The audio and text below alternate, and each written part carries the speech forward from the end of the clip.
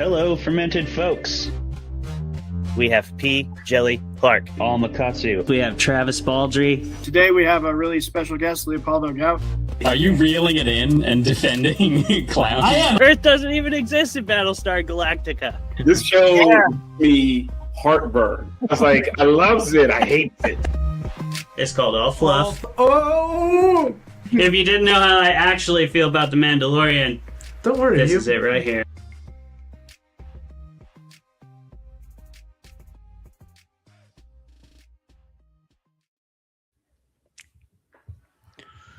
Hello, Fermented Folks, and welcome to another episode of Fermented Fiction, the show where we debate the best movies, books, and television shows in the genre fiction realm with our distinguished guests.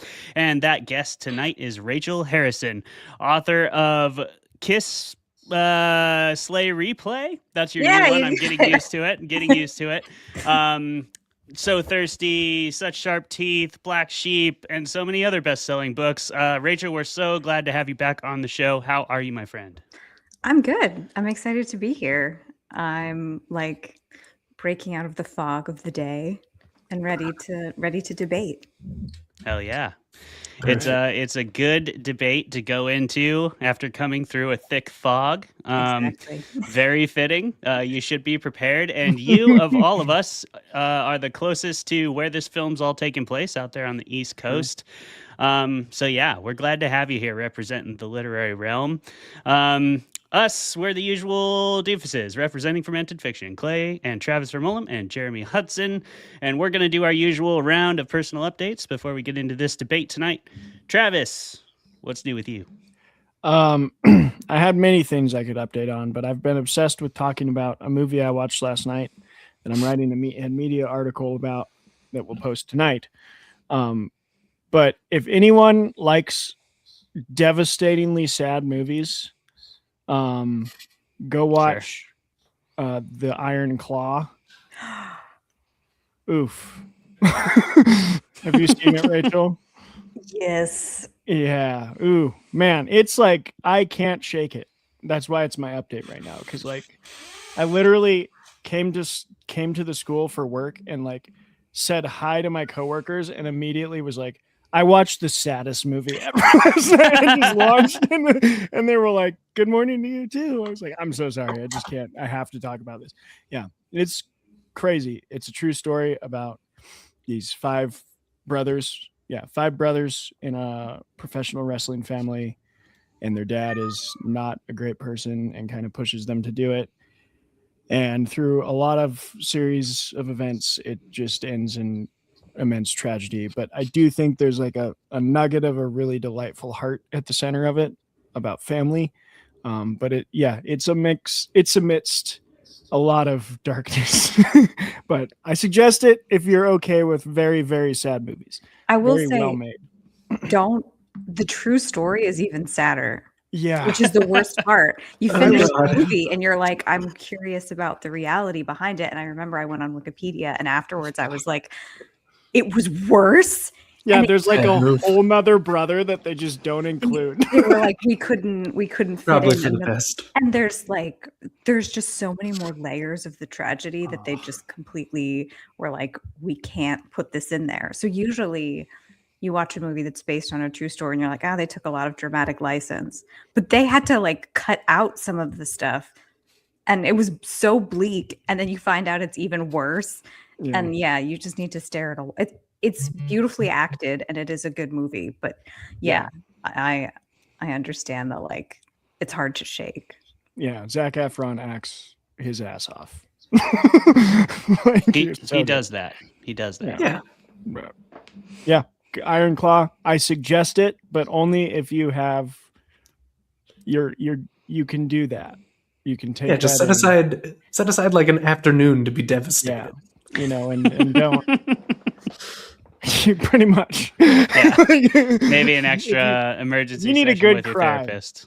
I made it to the end. I was like, I kept thinking, oh, this is the one that's going to make me cry, and then the last like 10 minutes, I was just like. It was rough. So that's my personal update. Can't shake a movie. Well, that's great. I mean, that's the sign of good art at the same time, right there. And telling those tragic stories is just as important as telling happy ones. It's all part of the human experience. But yeah, gird thy loins if you're gonna go in there and try to endure Zac Efron just making you super sad. Ironclaw. Jeremy, Right. what's up with you? Here I am. Well, for our regular viewers, I am updating about what seems to be an ongoing sort of mini arc of fermented fiction that I like to call "Man, I fucked up my ankle." But today, The saga continues. yeah, the saga continues to be getting my stitches out. So, woo, that happened today. And we're Nice. feeling good about it. By we, I mean me. It was the royal we all along. Nice. Yeah. Your ankle continues to unfuck itself, and for that, we're all very happy. Are you walking around a lot better and everything now? Oh yeah, I'm out of the boot, no Nice. crutches, walking like a mostly normal guy. No Nice. one would ever suspect it. As close to that kind of a guy that you could ever be, I reckon. Yeah, I'm coming close to that kind of walk. Everybody knows that's not what I am. Absolutely. Yeah. It goes deeper than that, and they can all feel the energy. We all feel the energy when we're in the same room here. But that's what we love about you, buddy. That's why we love having you on the show, and I'm glad your ankle's healing up. My personal update. I had one, and Travis says, yeah, thanks for the assist, bruh. Yep. I had one, and I'm now totally drawing a blank on it, so I'm just going to do a different one, which is that I'm really excited because I saw something yesterday, which is a big billboard advertisement for the Fermented Fiction live show right outside the Field and Events Hall in Port Angeles, because we're doing that for SquatchCon, the second weekend of April, and it's officially now on the Field Hall billboard, which is really exciting. That's the first time I've ever seen us on a billboard in real life. Oh God. And I didn't know that was even going to be happening. I frankly didn't think we warranted a billboard, but apparently the Field and Events Hall thinks differently. So, shout out to us. Our first billboard, everybody. It's happened. It's for real. Hey, way to go, everyone. We That's did it. awesome. Cheers. Thanks, Rachel. I And feel like shout out Saul to Goodman. what's that? Yeah, we're like Saul Goodman. I feel like Saul Goodman. Someday Exactly we'll be like on that. bus yes. benches too. Then we'll really have made it. Bus benches and matchbooks. Cigarette matchbooks, yeah. Yep, absolutely. yes. I mean, honestly, handing those out at StokerCon would probably be pretty good advertising because, like, the smoking section at StokerCon is basically the guest list of the show. I'm not talking about anyone specific, Sam Rebel. No one. Yeah, we're certainly not. We'd never out people like that. No, We no, wouldn't. absolutely not. Would we, Rachel? Rachel, you're back on the show. Yes. Thank you so much for being here. How are you? What's new? I see you got a new book coming out. Can you tell us something about that? Tell us a little about what's going on with you and what you're excited about these days. Yeah, so I have a new book out this fall. It's a time loop horror novel. And so I'm just sort of like, this time of year is always like my quiet time because I'm working on the next book, the book that's coming out after. So I'm like kind of in like a cozy drafting phase. And then I like this time of year because it's a bit more chill. Like the second half of the year is all like promo and hitting the road and all that thing and all of that. So I'm trying to like not overbook myself, take everything slow and, read and cozy up. It's been like brutally cold on the East Coast and snowy, so it hasn't been too hard. The weather's been nasty, but it's kind of good because now I have excuses to stay inside. Nice. Yeah, I mean, you are, it seems, crazy busy, so I'm glad you're getting some time to unwind. And very thankful that despite not booking a whole bunch of stuff right now, you took the time to book this. So thank you so much for being here, seriously. Thank you, Rich. Yeah, and you are here for a reason, after all. Let's get to it. This is Fermented Fiction. That means we're going to debate a movie, a book, or a show. And that movie tonight is The Lighthouse by Robert Eggers, his second film, shot in 2019, or released in 2019, maybe shot earlier than that, probably.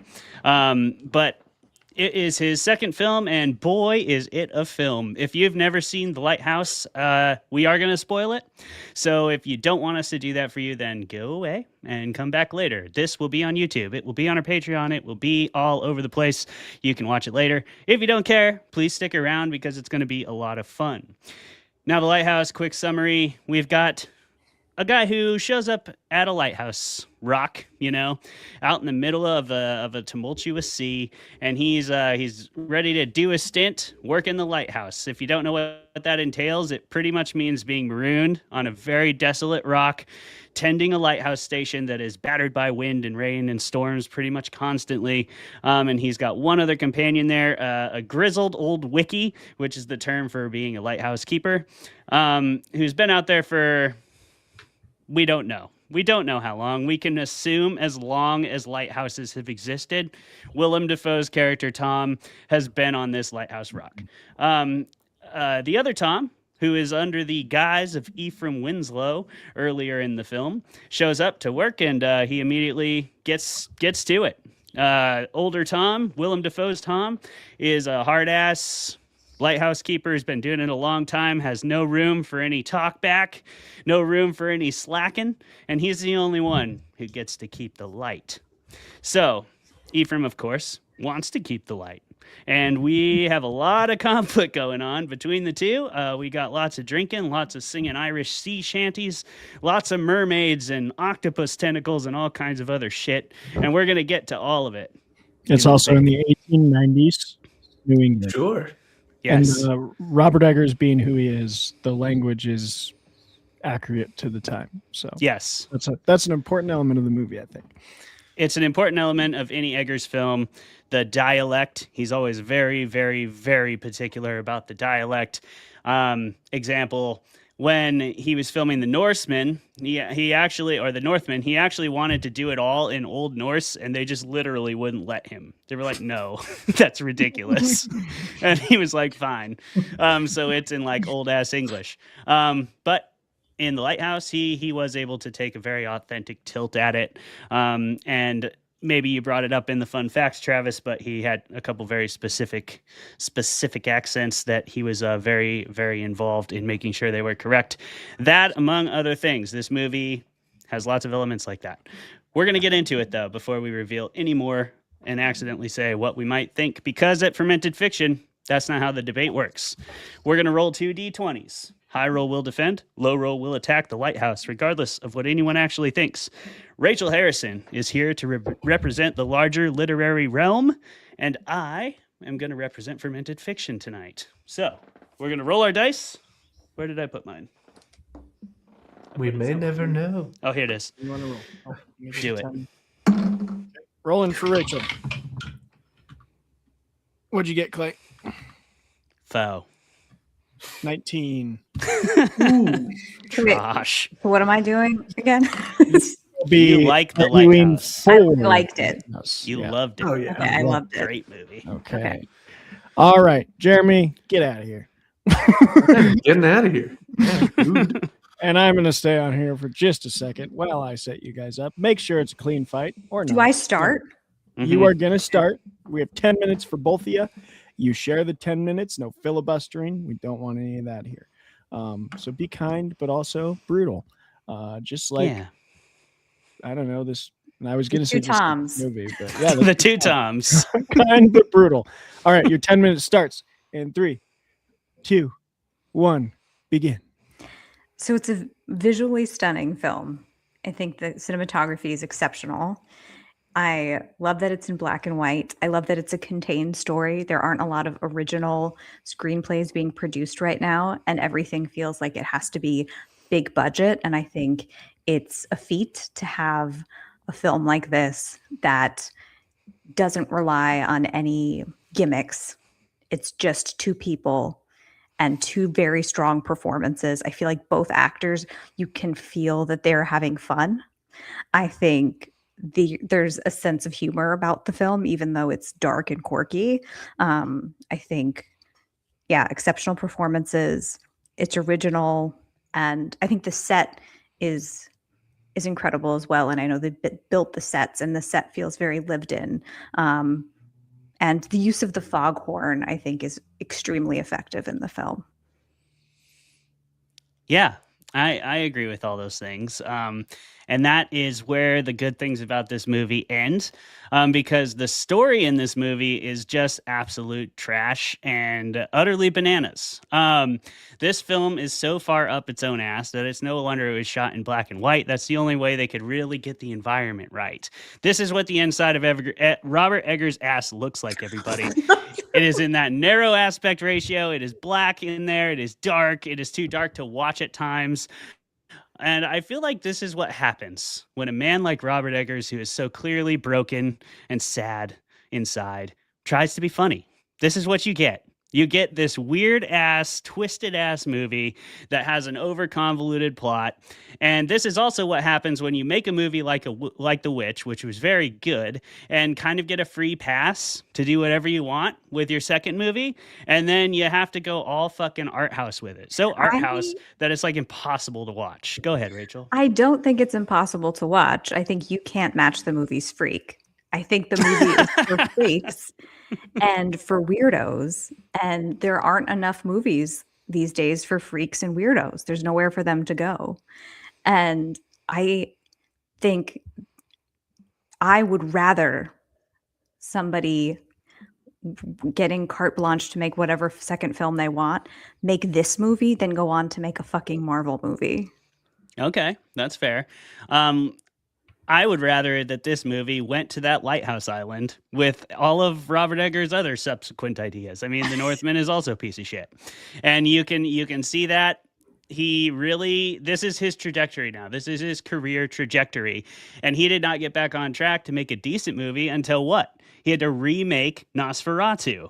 And then, yeah, sure, he's brought some heat to that movie, but he's never going to get back to his peak, which was The Witch. He's never going to get anywhere close. We're not talking about those films. We're only talking about... We are talking about The Lighthouse. I just don't have much to say good about it because it's such a pile of garbage. What is there to like about this? This is a masturbatory fantasy. We've got all the stereotypical like sea shanty kind of mythology here mixed in. There's nothing original and nothing fresh about it. It's all the stuff you would expect. I disagree. I do think it's original and I do think it's fresh. I think it's very weird, and I think it's a fever dream. And if this were a literary short story, people would be obsessed with it. But I think because they wanted a horror movie, because they wanted something very specific, and this doesn't fit into a neat box, people struggle with it. But if you come to it and just let it be what it is, I think it's an experience, and it makes you feel things and have sort of primal reactions. And I think that's what the movie is trying to do, because there's a lot of like allusions to sex and like phallic imagery. And I think that it's saying something about masculinity and saying something about perhaps male loneliness, but it's a movie that makes you think. And there's not enough films right now that make you think. And we're in a literacy crisis in our country. So I really respect a movie that makes me sit and think. Yeah, I guess so. To me, somebody who has worked in indie film for like a decent amount of time at this point, this does fit in a box for me. This fits in the box of art house douchebaggery, where you can put everybody's like pretentious ass film that they've had in their drawer and have not been able to fund and have not been able to get people to back and have not been able to get people to support because they know it's going to turn out like this. It's going to turn out a jumbled, cluttered mess of like all of your film school pretensions that have now like materialized because you finally have the actual budget to pull it off, and that's what this movie is. It's just a whole bunch of that slop. Robert Eggers just spewing it into our face like Willem Dafoe from the top of the fucking lighthouse onto poor Robert Pattison. And he can't do anything about it because he just is a lackey, and so are we when we're sucked into this movie. I think both actors fully commit. I think if in the hands of a lesser director, I think it would be slap, but I think the artistry of the shots, the artistry of which sound is used, and like again, the use of the foghorn is very unsettling and very strategic. And I think that this movie was very carefully made. And I think the performances are spectacular and they're fully committed. And I think the specificity of the accents and the like how unsettling the movie is really special because it's not easy to make people have visceral reactions without like pure shock value. And I don't think that this film takes cheap shots. There are some things that are shocking, but I don't think it's done in a cheap or gaudy way. I guess I don't agree because I feel like the metaphor is slapping me in the face the entire movie. Like the performances are so over the top that like Robert Eggers doesn't trust his audience enough to figure out what his message is. He has to beat us over the head with it with these over dramatic, like Shakespearean style Willem Dafoe monologues, just blasting us in the face with it. Like it's high tide and those waves crash against the shore. It's just like the same kind of thing. And then Robert Pattison is like the most transparent. He plays the most transparent character throughout the film too. Like we all know he's a piece of shit. We all know he's on the run. He shows up and they act as if it's dismissed. Like Willem Dafoe's character dismisses it time and again, but really he's not because he's also asking that question. And I just like, I can't not see how like plainly it's written on the page. It's all tell, no show. But I think there's something about the starkness of the story and the starkness of the backdrop that works. And I like that the performances are over the top. I think that's what makes it exciting to watch. If they were nuanced, like, I do think the performances are nuanced. If they were quiet performances, I think the movie would be boring. I think that there's something unsettling and jarring about every time they appear on screen, you do not know what they're going to do or how they're going to do it or how they're going to like, if they're going to get along, if they're going to hate each other. And there's like something very like thrilling about that experience of not knowing and the tension there because the characters don't know what they're getting either. And I think there's a definite feeling of isolation, but it's two people on screen and I don't know how long the movie is. It's not short. I mean, it's not very long. It's not short, but it's like 2 hours. I think it's compelling from start to finish. And like, you want to know what's going to happen and what the conclusion is going to be. And I think that there's a level of investment and empathy that Robert Pattinson is able to get. I don't know if it's because he's Robert Pattinson, even though he's weird in everything that he's in. But I think from the first time we meet him, we're on his side. And no matter what he does, I think we're invested in that story from start to finish. I don't know. I feel like I did know what was going to happen every time they entered a room together, and that was they're going to get drunk and start yelling at each other. I will admit there's a level of compelling nature to the story in that, but it's not compelling in a way that I want to watch like a good football game. It's compelling like when you see a guy at the end of the bar just housing shots and you're like, is that guy going to drive? That guy shouldn't drive. And you just are a little morbidly curious to see if that guy's going to get in a fight later, or if he's going to fall over on his face, or if he's going to drunk dial somebody and start screaming at the top of his lungs or say something terrible to the bartender. Like, it's kind of like watching a train wreck. That's at least how it feels to me. So I guess there's a level of entertainment to it, but it's more like that morbid curiosity, morbid fascination of like, how can a movie be this fucked up for this long and still be like kind of dull? I don't find it dull. I think it's intentionally quiet. Good line to end on, Rachel. Good line to end on. That's there we excellent go. Timer. Very good fight. All right. We are going to express our actual opinions, and I know that Clayton is in deep pain right now because I know how he actually feels about this movie. It hurts so bad. Walk it off, bud. And also, like, man, I'm just gonna spoil for the viewers how Clayton's gonna react because, like, you came out swinging with just going after the Northmen too.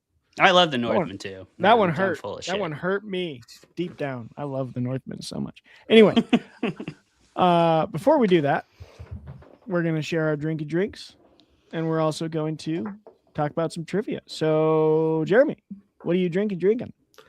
Hey, so I figured best way to go would be a gimlet for this one. Ooh, Yeah. Hey, here's to not having scurvy. There you go. there you go. We did it. You don't want to Simple, have to shove that efficient. grass in your mouth and swallow it. No. Clay.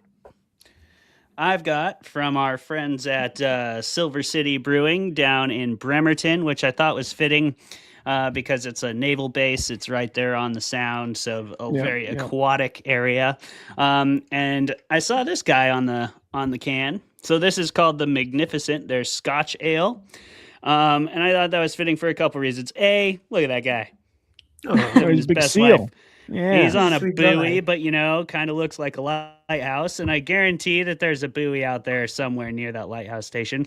And then Probably. also, a lot of the famous and terrible, of course, lighthouse stories take place in that northern Scottish kind of area, the Welsh Sea, places like that. That's where I believe it was two Welsh wikis. A story about two famous Welsh wikis who both went missing, that this story is partially based on, and then it's partially based on a bunch of short fiction and the like that takes place off the United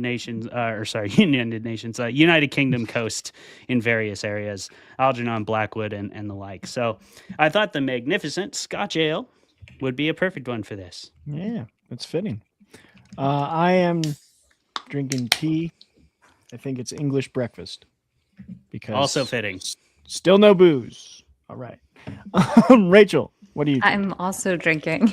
It's Woo! fermented though. It's fermented black tea. I was like, because I There feel you like go. last time I didn't drink beer either, so I was like, well, because I don't keep it in my house. So yeah, black tea, fermented black tea. It's good. Love it. Nice. All right.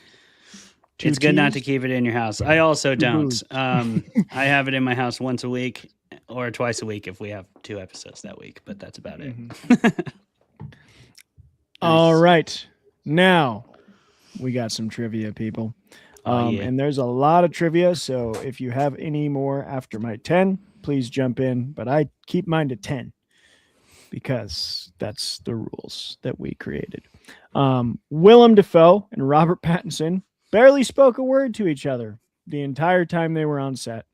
They did, after months later, after the filming wrapped, have their first real conversation and said they both liked each other very much.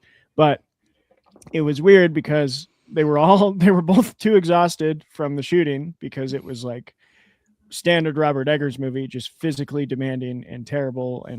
But everyone loves it at the end, but they're cold. The weather was real. So all the storms and all that rain and cold and everything was all real. And Pattinson stayed at a normal hotel with the rest of the film crew, whereas Defoe lived in a fisherman's cottage in solitude. So they didn't stay in the same place.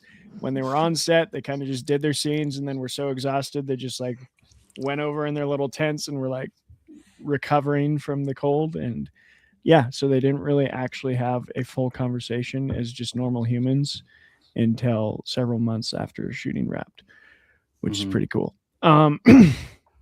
The dream sequence where Wake stands naked, beaming light from his eyes onto Howard and gripping his arm with one of his hands is a reference to the painting Hypnosis by German artist Sascha Snyder from 1904. And if you go look it up, you will see why. I wanted to reference that one because I'm definitely going to ask for opinions on that scene specifically, because every time I watch it, I'm like, how the hell did they light this? It's so impressive. Robert Pattinson's accent is based on a very specific area of Maine farming dialect, while Willem Dafoe's is the jargon of an Atlantic fisherman and sailors of the time. Director Robert Eggers was very precise about the accents and line delivery. He would, for example, give instructions to say the second sentence of your third line 75% faster. So specific. So specific. He did Funnily enough, he did kind of go non-perfectly historically accurate for one scene that Willem fought him on, and that was the first dinner scene. Willem didn't want to wear a hat because in his own research, he had found that wearing a hat in the kitchen for a wiki was considered really bad luck.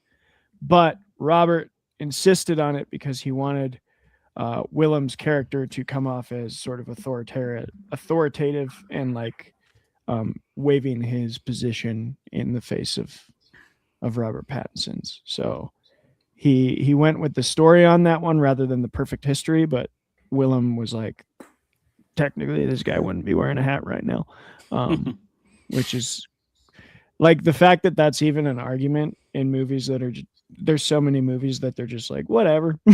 Yeah. Make it look cool. And they're like, should I wear a hat or not? It was pretty cool. Very loosely based on a real life tragedy from 1801, as Clayton referenced, called the Smalls Lighthouse tragedy, in which two Welsh keepers, both named Thomas, became trapped on their lighthouse station during a storm. When one man died, it is said to have driven the other mad. Other influence were seafaring literary classics by authors Herman Melville, Robert Louis Stevenson, and the supernaturally tinged cosmic horror tales of H.P. Lovecraft, as well as Algernon Blackwood and Sarah Orne Jewett. So lots of inspirations, including one real-life story. One that's not in the IMDb trivia section, but I think this is my sixth, right? Yeah, I'm keeping track. But I found fascinating is this is the only movie Robert has co-written with his brother, Max. Mm-hmm. He's not averse to co-writing, though. He co-wrote not Nosferatu. Yes, Nosferatu. No. I got to look it up again. He co-wrote at least The Northman with Sjorn, I think. And he's going to write Wolfman with the same guy he wrote. Werewolf. Werewolf. He's going to co-write with Sjorn again. And I think he co-wrote Nosferatu with someone. I might be wrong, though. But he's done one other. But Max Eggers and him have only worked together once. And Max went on to make his own movie, a directorial debut. I haven't watched it. I've heard very mixed reviews. It's called The Front Room. 10 days before filming was due to start, production company New Regency tried to convince Robert Eggers to shoot on widescreen because the film sets were too beautiful to not be shown on full scale. To which, in my headcanon, Robert responded, "The point, that's not the point." But I don't know. I'm not sure. The scenes with the water pump and the kind of like black tar crap, and like the dead pigeon or Seagull. Seagull. That's Hershey's chocolate syrup. Gross. Yeah. Less gross than what it was pretending to be, I suppose. Less gross by a than what it small was pretending margin. to be. Yeah. By a small margin. It's a bit less gross than liquefied bird. So that was 8. Director Robert Eggers. I have 2 facts about farts. Robert Eggers on the fart jokes said, after making The Witch so miserable and self-serious, I thought if I was gonna explore misery again, I want to be able to laugh at it. He also, in another interview that's not referenced here that I watched, someone had just straight up asked him like, why all the farts? And he just had like a straight face and was like, people fart, and moved on. And I thought It's true. Great. Especially when they go to bed. That's when a lot of them boil out to the surface. And if they're eating a bunch of beans, man, and waking up, like, come on, and drinking that much vodka or whatever. Just accept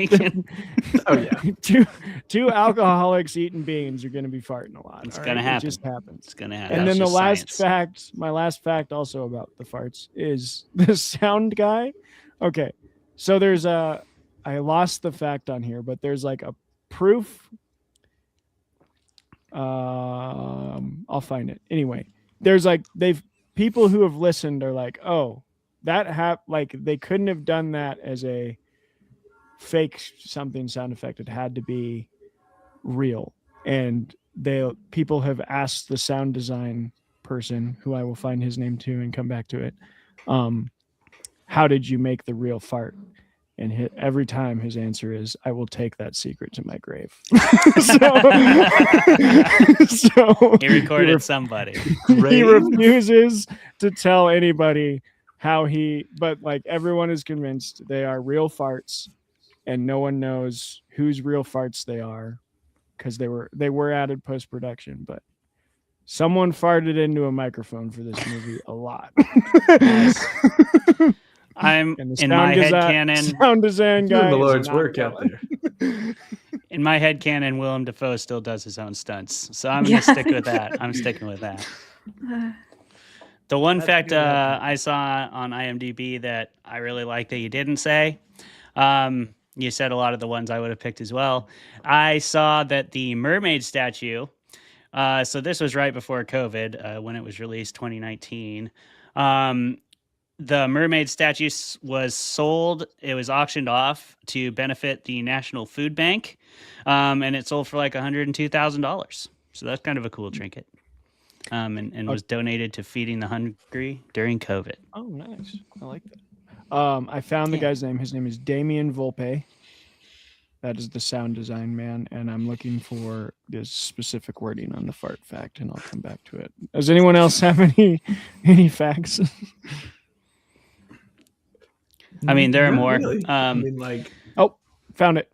The audio of Willem Dafoe's farts was added in post-production. They didn't originate in a sound library, meaning they were created practically.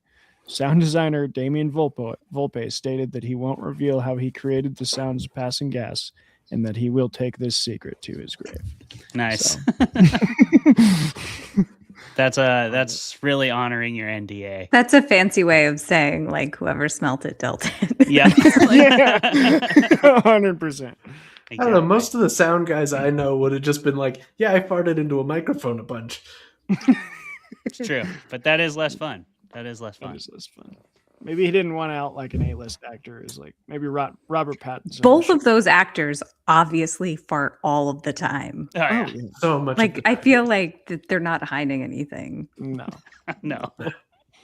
And in this movie, farting is far from the least degrading thing they were asked to do. Yeah. I feel like both would wear it as a badge of honor. So Absolutely. They probably would. Yeah. So something's happening there with Volpe. I don't know. I don't know. He's got a All secret. right. Vicious. Speaking of something happening, Clayton, you had to attack the lighthouse. Yeah. Can you tell us how painful was that, and what do you actually think about this movie?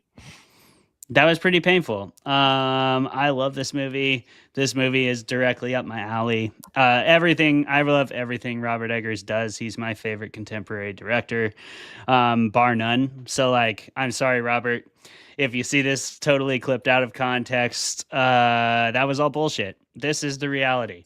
You are a genius, and I love everything you do, including The Lighthouse. This movie is hilarious. This movie is tense as fuck. This movie has some of the, like, some just A-list acting from start to finish, like Rachel was pointing out. But, I mean, I love both of the performances in this movie, specifically Robert Pattison, because when I saw this movie, it was one of the first times I'd seen him. Just me personally, I know he's done lots of stuff, but for me personally, I had seen him in like Twilight and Harry Potter. And then I saw this and I was like, holy shit. And there's like so many moments in this movie that are just fucking fantastic. I mean, the cooking, when they're arguing about his cooking, "You're fond of me, lobster, ain't she?" That's such a great scene. Him talking about the steak and how he'd fuck a steak if he had it. It was so good. And then just like I'm a big fan of little scenes that have like just such a stark realism that they jump off the screen at you. But for me, I've fallen before a lot as a rock climber. And so that scene where he falls is the best falling scene I've seen in a movie ever. It's like one of the most realistic falling scenes I've ever seen. It's like a terrifying moment when you like feel like you're gonna fall, and then when you do, like it happens so quickly that you like hit the ground before you even know it. And his scream is like so realistic, and then it's just counterpointed beautifully by like Willem Dafoe's absolute surety that he's not gonna fall, which is exactly what happens when like someone tells you you're not gonna fall and you think that you are, and then you do. It was a great scene. And there's just so many other ones. The seagull scene, is fantastic. The way he just like batters that freaking seagull against the rocks. It's just like all of his unquieted rage coming out in a single torrent. And that's just the performances. Like, I could rant about this movie forever. I love the filmmaking in it. I agree with you, Rachel. I love the sounds of the machinery, the oppressive blaring of the foghorn at all hours of the night, the eye of the lighthouse that's just kind of always watching. And it has this like mystique and intrigue to it, especially since he's not allowed to go up there. So naturally he's like, but fucking why? Like, why can't I go up there? It says I can in the manual. This is my job. And he just like, all he wants to do is go look at it. And it's a classic example of like how if you tell someone they can't do something, that becomes the most interesting thing to them in the whole world, especially when you're like totally isolated.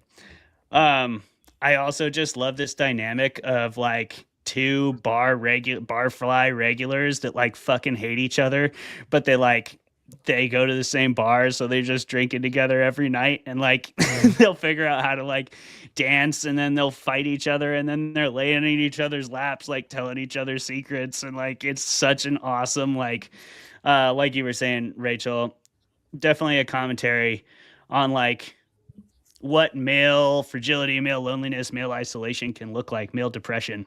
And this is like two versions of it. You know, it's also two versions of like the romanticized trades, like a wiki. I think that's one of those things that's romanticized, like being a sailor. Like when you get right down to it, it's a hard, dirty, isolated, miserable job in so many ways. But for some reason, we see lighthouses. People love lighthouses. People just like romanticize them naturally. We see them on the coast and we're like, oh, it's so pretty. Look at that. That's so cool. Wouldn't it be cool to like, tell me you don't see a lighthouse if you're going by on a ferry or a boat and you're like, I want to go into that lighthouse. I just want to go in it. I don't know why. I just do. And like, that's such a natural human response, I feel like. They're also like symbolic and representative of beacons of safety and beacons of you found land if you've been at sea for a long time. They keep you safe. They guide you home. But the people who have to keep them, the people who have to make sure they function, they have to suffer. Just like so many other like things that our society is built upon. Like for one thing to happen, other people have to suffer for that to be maintained. And I think that this is a really good analysis of those romanticized trades and what they really look like from like two different perspectives. You've got the new guy who's just there to collect a paycheck partly, and then is also there to like hide his past and hide out. And then you have a guy who genuinely fucking loves the sea and just like really kind of like wants to be there. He's a true wiki. Like he says, he's married to the light and she's the best wife he's ever had. And he's out there. I think Willem Dafoe's character genuinely is living that truth. I don't think that makes him a happy man. But you see like the cost of that utter devotion to something, to a trade, to a craft. I think he represents that. And then the other person, it represents coming to it for the wrong reasons, which is to collect that paycheck or to run away from something else. So I think there's so many beautiful layers to this movie. And then it's just fucking hilarious in so many ways. So that's me. I love this movie. Everything I said was bullshit. I'm a fucking liar. So Rachel, Clayton agrees with your positives, but does Rachel agree with Rachel? To an extent, I would say. I think I appreciate the artistry of the film very much, and I really, really appreciate that it is original. I think it would have been easy to make like a horror film, like considering his influences and like to make a studio happy and to like follow the witch trajectory. And I like that he just did something completely different and that it's not like anything that I've seen. It's eccentric. It almost felt like theater to me, like very good theater, compelling theater. So I appreciated that. And I'm glad that I saw it because I hadn't seen it before. I watched it on Saturday or Sunday. So I'm glad I watched it. I appreciate it, but I didn't love it. Like it's not really, I feel like it's the kind of movie where it's like, you're either going to love it or I feel like it's going to have, there's a spectrum of like people on either side. And I think for this, I kind of fall in the middle. I'm probably an outlier. I think most people probably love it or hate it. And I liked it, that kind of like up an octave. Like, what'd you think? I liked it. So, but I will say, like, when I saw Nosferatu, I walked out of the theater really disappointed because I came in thinking it was going to be one thing and it was something else. And the more I thought about it, the more I appreciated it for what it was. And I tried to come into this with more of an open mind, but I think there's with stories like this, and when you tell stories that kind of don't fit neatly in genre, it's hard to have that immediate, again, it's not a Marvel movie. It's not Mission Impossible. You're not just being like, this is what you came for and here it is. So it requires a little bit more thought. I do think maybe part of the reaction is having gone to film school. And like Clay was saying about it's pretentious. He's so far up his own asshole. I think maybe if you go to film school and you've seen some of the crap. Sorry, I went to school. I didn't really cross paths with them, but I went to school. I was at Emerson at the same time as the Daniels.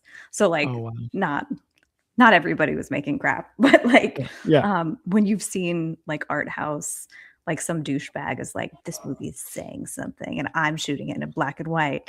I feel like part of you just sort of shrivels up and dies inside. So I think there's part of that I have to sort of let go of when I think about the movie, but there's always a little bit of that where it's I'm getting something out of it and I do think it's saying something, but is it saying something, or is this guy just and I shouldn't say this as I wear a beanie, but wearing a beanie and drinking black coffee and thinks he's smarter than me. I think I'm just I have that little bit of personal, we all bring ourselves to the theater. So I think there's a little bit of that personal, is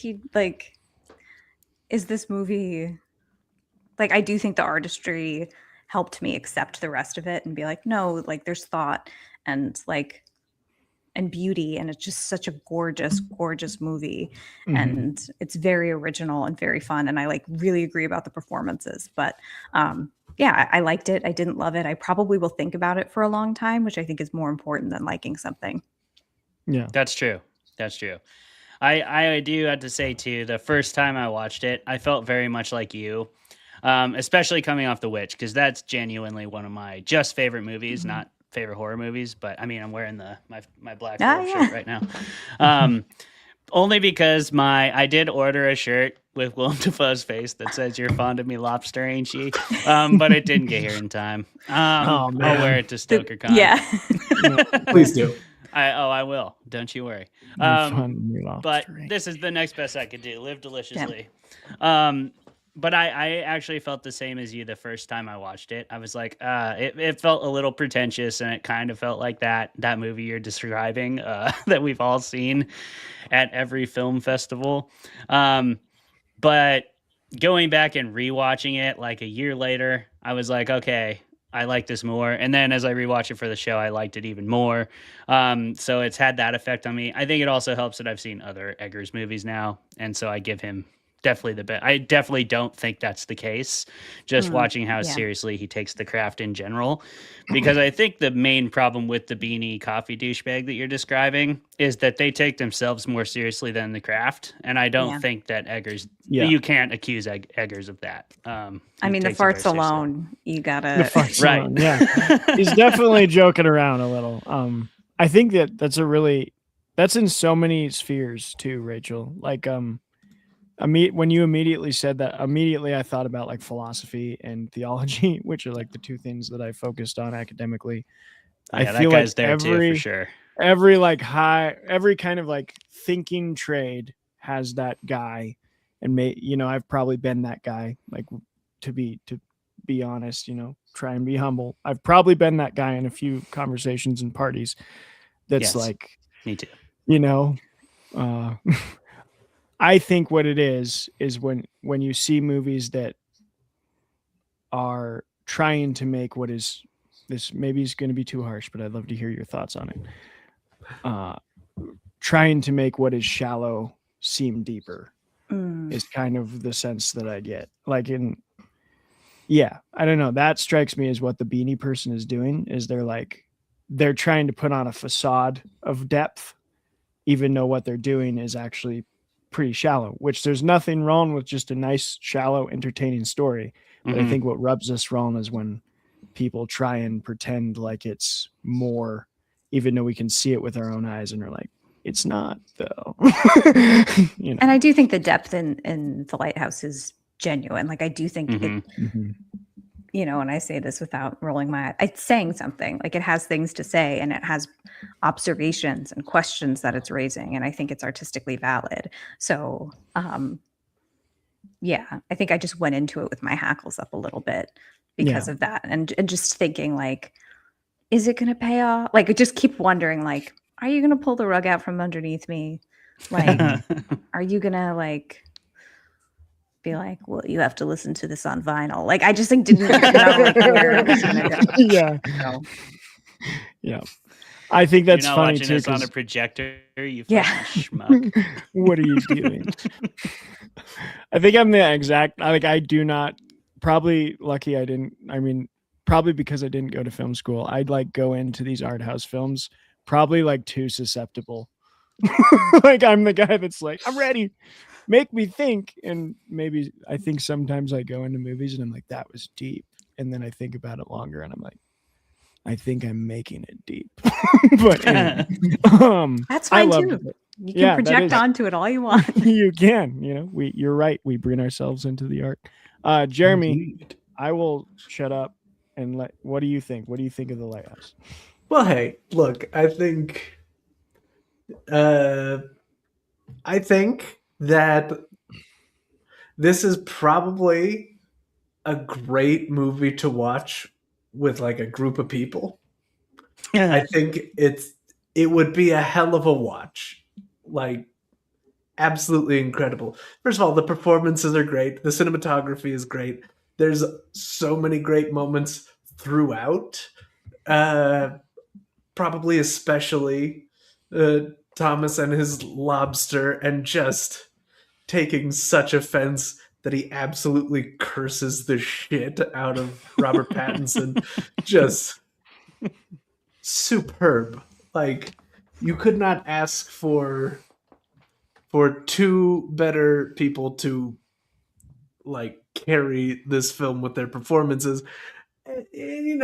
Maybe it's a thing where I need to watch this movie more to peel back the layers, but I find myself wondering, like, is this movie something that can even realistically be spoiled, even if we talk about every single thing that happens in the movie? No. Because it's not going to tell anyone what they're in for. Like, the movie never even reveals if there's magic or if Tommy's just like a crazy person. You never know. Hard to say. And part of me does wish that the film had the nerve to commit to Tommy plowing a mermaid and Thomas getting railed by the Kraken in the lighthouse. But then, I don't know. That is how the movie ends. There are a lot of powerful feelings here. Yeah. And how the movie ends. We see Tommy just naked being eaten by seagulls, and we're like, when was this to have happened? You got from there to there somehow. Details. It happened. Details. It happened. Don't worry about it. Just like it happened that Willem Dafoe was chasing Tommy hog out and shooting light out of his face. Yes, he was. Okay. Now, it led to probably the most incredible shot of the entire film, obviously. But okay. I don't know how. It's an experience. And why not? You got to experience it, I think. I agree. I think it's I think it's definitely, if you enjoy movies, I think this has to be on the list. Yeah. Yeah, you might hate it, but you will experience it, and it will subsequently experience you as well. That's because you're right. Like, there's literally if you come into this movie like wanting a plot or like answers, you're not going to get no answers from this movie. Like, you don't find out if anything was real. But that's also the entire point. Like, it's one of those, a lot of movies, and again, back to our point of beanie coffee, vinyl guy. This is like, this is the movie that so many of those douchebags wish they could fucking make, because they want to make a movie about mental health. They want to make a movie where you don't know if it's real or not. They want to make a movie where their characters' power of their performances just like suck you into the reality of the film and make you not care about all the like semantic, plot oriented, like textbook, you have to do this to make a movie. That's what they all wish they could do. This movie is what it looks like when it's actually done. This is what it looks like. And that'll lead into my brief opinion on it, because I didn't give that. I just talked about the beanie guy. We know your opinion on him. I know yes. I used to be him.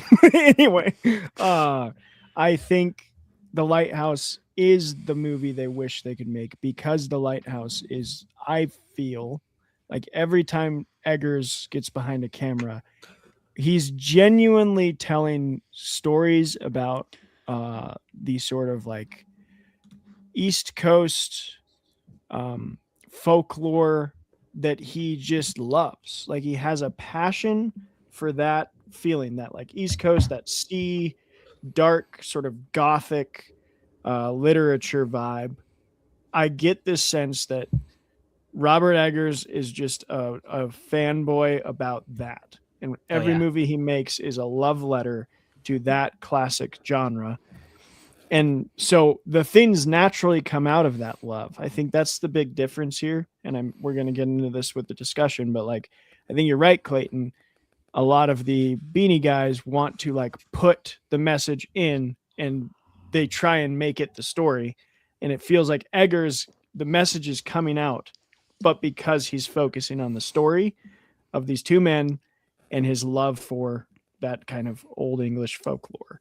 And that's like, all those narratives are going to be in that, because they were in those old stories. I mean, they were in Melville. They were in all the authors I cited earlier. I'm bad with names. Like, those themes were there. And so when he tells those stories genuinely, those themes are going to come out, rather than kind of approaching a thing and being like, I'm going to make sure that we're talking about this message and this message and this message. Okay, man, what's your story? I don't know, like, whatever tells that. Like, I don't think Eggers is approaching it the other way. So I really love The Lighthouse for that, because there's very few modern directors I feel I can feel the love behind the camera as much. I mean, there's quite a few good, like Denis Villeneuve is another one, and Christopher Nolan, I think you can feel that with. I could name a lot of guys. Who's the one I just watched? The lady that directed Hamnet, Chloe Zhao. Yeah. You can feel the love behind those. So when directors make movies like that, where you can like feel the passion and the involvement with the story that they're telling, I think this natural side effect is all these like beautiful themes that we can expound upon. Yeah, it brings to mind a Stephen Graham Jones quote that I love. He was asked like how he chooses stories when he's putting together something. And he just says he could tell immediately if a story matters to the author. And that's the thing that's most important to him when he's selecting anything for anything. And I feel like you could tell that these stories matter to Eggers. And that's why they aren't like cookie cutter or done by the book, because the story is bigger than the book, I think, in a lot of ways.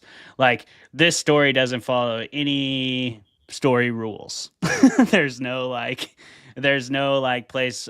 I mean, you could probably break it down from some book or another, but to me, it breaks a lot of the rules and it gets away with it because in its world, the world of the story itself, everything does make sense and everything is consistent.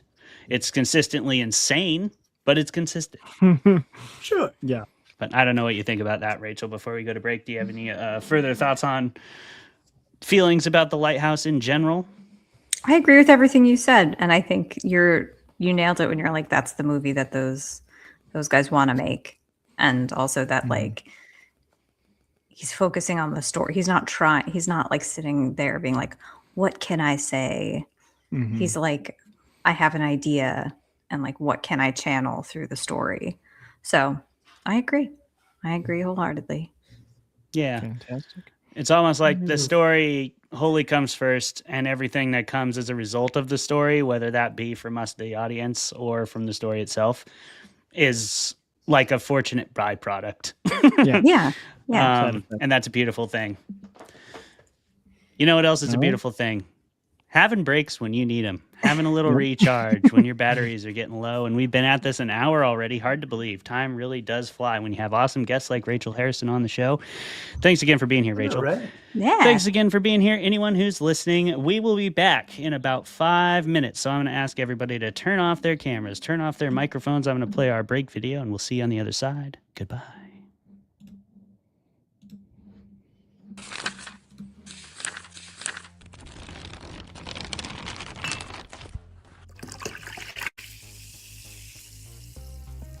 Hello, Fermented Folks. Welcome to another episode of Fermented Fiction, the first of our new season, and I believe it's season 4. The show where we drink beer and argue with each other and bring on really awesome creative guests. If you'll permit me to go a little bit outside the box. Once upon a time, apparently, people used to sniff mummy remains, powdered mummy remains like cocaine. So I think 3 lines of powdered mummy remains, if you can get to that as well. Yeah, that'll get you right to really enjoy the movie, you know? Dave told us all about making a mead, and I talk shit about Tom Bombadil, as I am wont to do whenever people bring up Lord of the Rings. You would. You should. And then that's Everybody exactly what he freaking made. chill about Tom Bombadil, or I'll get unreasonably upset. So, in your assessment, what did you think of the everyone kind of paired off, or at least a number of people did, romantically? How'd you feel about that? Did that seem really forced and dumb to you, or? Tom Bombadil is a merry old fellow with his bright blue jacket and his boots are yellow. Right? It's our yellow. Right. Imagine discovering mummy remains and oh my God, these ancient figures. Dude, what if we crushed this and snorted it, yo? I bet we'd get fucked up. Let's talk for a moment about the fucking all-star cast in this movie. We have Ewan McGregor slaughtering it the entire time, main character energy, top to bottom. You can't argue with it. Women want him, men want him, everybody wants Ewan McGregor. Okay? If you don't agree with that, you're lying to yourself. Apparently she had a backstory, but they cut it because she's very hard-nosed at the beginning. And then I will say another pro of this movie is their chemistry is hot. And I feel like if they didn't have that chemistry, I would have been ugh. Because she says at one point, she's like, oh, it's the apocalypse. What are we going to do? Fuck. And he's like, and then later when they are kissing, if they didn't have chemistry and if it was 2 lesser actors, I think it would have been an eye roll, felt cheesy, but you feel their bond. The Langoliers themselves were originally going to be portrayed by puppets. And I think maybe they should have. Maybe they should have. Dude, that's amazing. There's no maybe about that. And I wish that I could say that there was something greater happening here than the war diary of a broken man living as sort of this White Tower academic with all of his friends sitting inside the Eagle and Child drinking beer and pretending magic lion Jesus isn't really silly. Because I mean, it is. If we can just all be very honest with each other. The Lord's work out there. Good job. I like to think that I am. Most people aren't big enough, but I am. I'm willing to step up. You know? Yeah. Dedicate You're that still- yeah, time. settle You're willing to dedicate that time. The time, the money, all of it. Ah, that was so painful. It's one of those painful things. Oh, that I've was done in my so life. good. That was so good. We've never been so savagely attacked by any author on their show. It's incredible.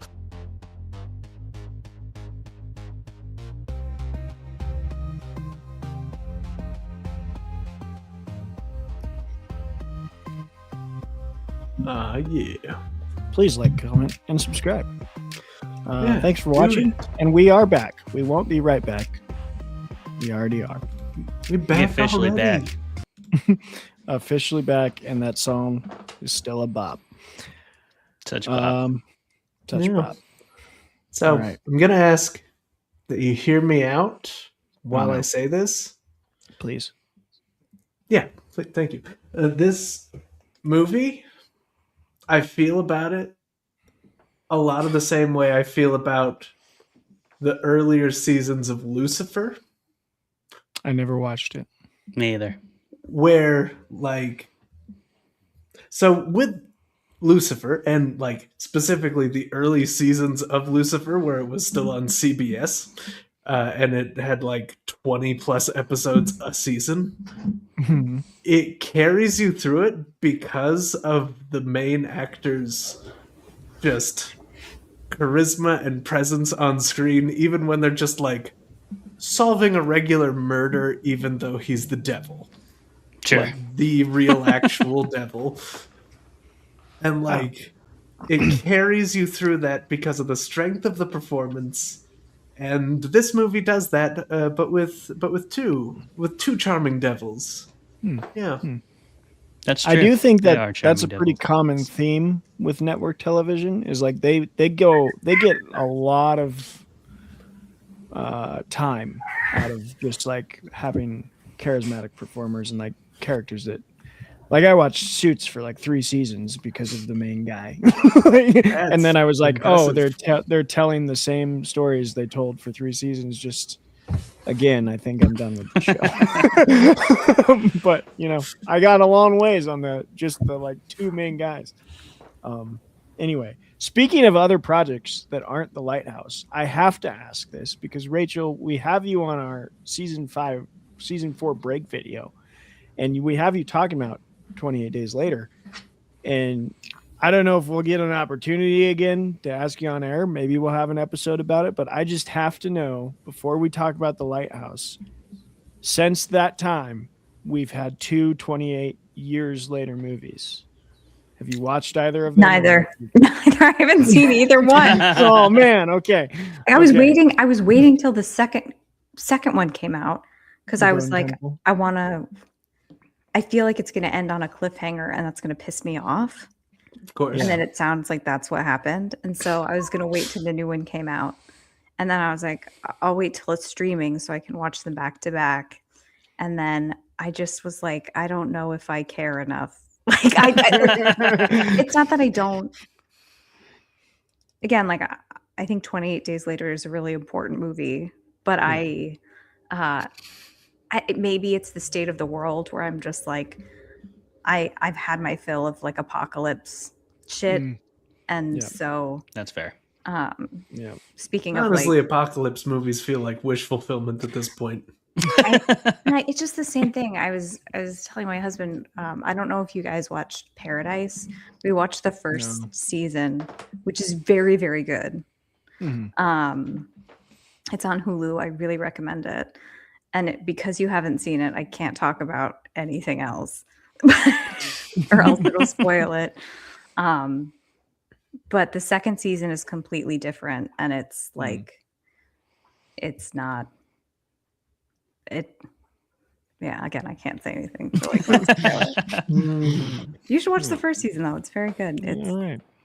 kind of a, Just watch the first season and stop. watch the first season and then like, if you've had your fill of apocalypse shit, then move on. It's just the same thing where it's like, can we trust people? Is it okay? Like, Yeah. and I don't know. It's Yeah. unless you're doing something like completely different. I have a hard time being like, I want to see more pain and suffering. If it's like pain and suffering, I've already seen. Yep. Which I will say, 28 years later, the first one isn't doing anything incredibly different other than like some filmmaking techniques. But the Bone Temple, it takes a swing. And it's, I don't know. I have to watch it again. I have no opinion on it because I left the theater and was like, what was that? I have to go back because it's a bonkers movie. So I'd suggest it maybe as a just a like, when we do the episode. Yeah, when the we're episode. yeah, It's then I'll new. watch them It's both. Yeah. I will say in a like you said, in a landscape of movies that are cookie cutter and we've seen them all before. The Bone Temple at least is very original. And Okay, then I respect appreciated that. Yeah. Okay, speaking of the Lighthouse now, which is a very original movie, there's a lot of directions I'd like to go. I think I want to get the farts out of the way early. Okay, we've front loaded the fart dialogue. We have to make sure and address them for sure. We have to make sure to address the farts. Humor in the darkness. I think this is a movie that does that well. And a big element of that is farts. But really kind of this realism to the characters and how they react to each other. And like Clayton says, like we kind of know these dynamics in a lot of ways. We've seen them in other films. Maybe people have like lived with these people who are the regulars at the bar that hate each other, but don't have any other drinking buddies. So they're like hating each other lovingly somehow. Yeah, I think there's a lot of things that play here that make the movie funny, despite it being really disturbing. And I would love to talk about what the elements of the movie are that work and how, as writers, you find that balance between, I'm chuckling, but then the next scene I'm like, terrified and wondering what the hell's going on. Rachel, to you first. So I think the chemistry between them does a lot for the humor because when it feels safe, it feels like The Odd Couple, where like that kind of like tried and true classic comic dynamic where it's like we're at odds, but like we kind of like each other and like when they're like dancing and laughing, we're laughing. And even like when in the beginning when Thomas like refuses to drink and then he goes and he fills his cup and he's like, and then Will Defoe's laughing. Like it feels very like physical.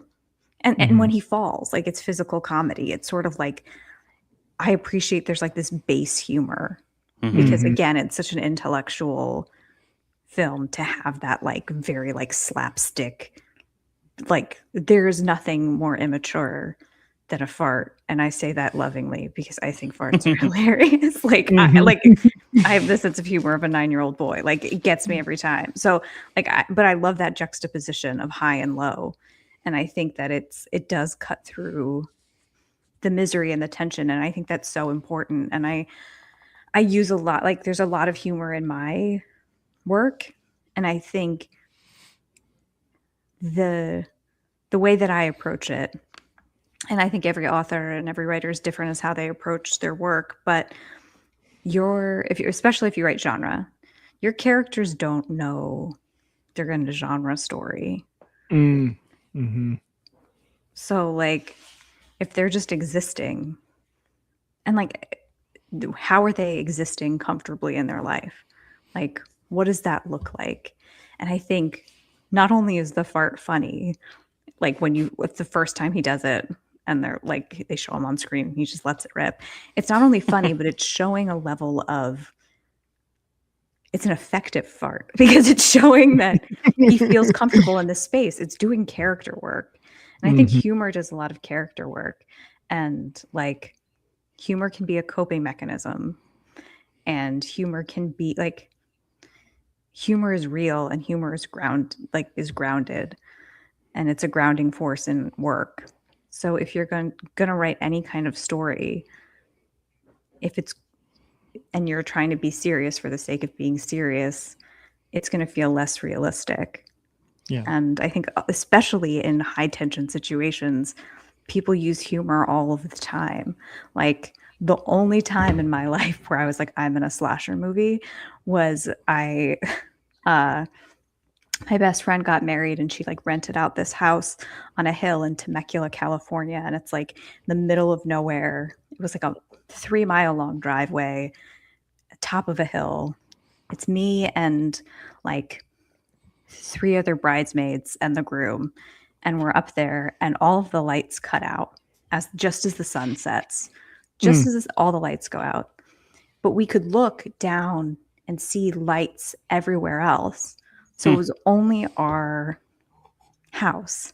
And like that is a slasher movie setup if I've ever heard it. And immediately we're all just like, who's gonna die first? Who's like we ran into like my one friend was in a different room. We're like, the power's out. And she was like sitting in the dark. She's like, yeah, I know. Like we were all just like cracking and I was like, we were genuinely freaked out. Like we were like, what's happening? Like this is scary. Like we're hearing noises. But you joke to cope. And so I think some people have issues with horror and humor, but I don't think horror exists without that humor. So a little aside, but I feel very passionate about that subject. I think it's a tricky balance too, and I'm sure Clay and Jeremy have a lot to talk about on this, but between the like, I can think of a lot of examples that I won't name because I don't want to trash too many things of movies that are kind of adding that slapstick or like that sarcastic line in this like cynical way of like, we can't sit in a serious moment. So because we don't trust our audience to buy in. And so we're going to like, every serious moment's going to end with a little joke. I think that's become a trend in a lot of things, but that's not what this is doing. And I don't think that's what your stories do. And that seems like a tricky balance to me of like, so maybe a follow-up to you, Rachel, before Clay and Jeremy, of like, do you think that is something that it seems like if you go too far into the levity in the serious situations moment, you can almost come off as cynical? And how do you balance that? I think, again, it depends on the moment. Like, I don't like the pulling the punch of like, and I do think it depends on the scene, because sometimes we have serious moments. Like I know, like if I'm having a serious conversation with a friend, to like cut the tension at the end, like I always like, I'm going to crack a joke at a funeral. Like that's just like, but I think it can undercut the drama and the tension. But I think you need to know like when it is, and you need to know your character.